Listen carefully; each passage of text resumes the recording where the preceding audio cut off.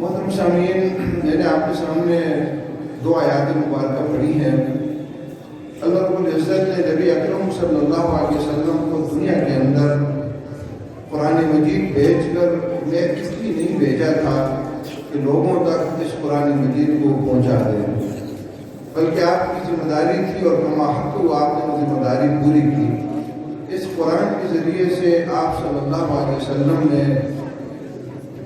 دنیا کے زندگی کے ہر دائرے کے اندر ایک انقلاب برپا کر دیا، عقائد کی اصلاح کی، دل کی بیماریوں کو دور کیا، اخلاق سنوارے، کردار بنایا، اور پھر ان حسین انسانوں سے ایک خوبصورت معاشرہ آپ نے تشکیل کیا،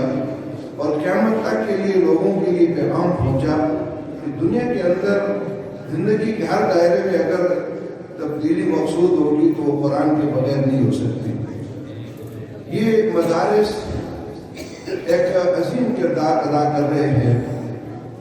ہمارے سامنے تاریخ کا ایک منظر ہے کہ جب امت مسلمہ علم کی عروج پر تھی، یورپ تاریکیوں کے اندر تھا، جہالت کی تاریکیوں کے اندر تھا۔ اسپین جو تاریخ اندس کے نام سے جانتی ہے،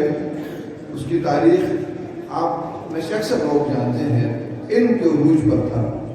لیکن پھر سقوط ہوا، لائبریریاں جلا دی گئیں، کتابیں اڑا لی گئیں۔ آج یورپ کے کتاب خانوں کے اندر اقبال نے جب ان کو دیکھا تو بڑی خوبصورت نظر گئی، جس میں انہوں نے کہا کہ حکومت اگر چلی گئی تو اس کا کوئی رونا نہیں ہے، یہ تو آنی جانی چیز ہے، کبھی کس کی کبھی کس کی، لیکن اپنے آبا کی کتابیں جب ان کتب خانوں کے اندر لائبریریوں میں ہم دیکھتے ہیں تو دل سے پارا ہوتا ہے، وہ سارا منظر تبدیل کر دیا گیا۔ پھر ایک تاریخ کا منظر ہم دیکھتے ہیں بر صغیر کے اندر کہ یہاں انگریز آئے، 100 سال تک حکومت کی، اور انہوں نے بھی پوری کوشش کی کہ پورا تہذیب و تمدن تبدیل کر دیں، یہاں لوگوں کا رہن سہن ختم کر دیں، قوانین اپنے جاری کر دیے، اور انہوں نے کوشش بھی کی کہ قرآن کی تعلیم ختم ہو جائے۔ لیکن ہمارے یہ مدارس تھے، ہماری یہ مساجد تھی، ہمارے عوام الناس تھے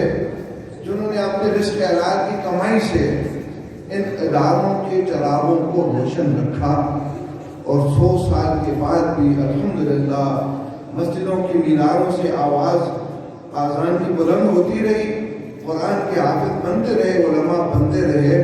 اور آج پوری دنیا اس برصغیر کے علم سے مستفید ہو رہی ہے۔ آپ اگر امریکہ چلے جائیں، آپ اگر برطانیہ چلے جائیں، آپ دنیا کے بڑے بڑے ملکوں میں چلے جائیں، تو وہاں پاکستان کے حفاظ کرام، پاکستان کے علماء آپ کو ملیں گے۔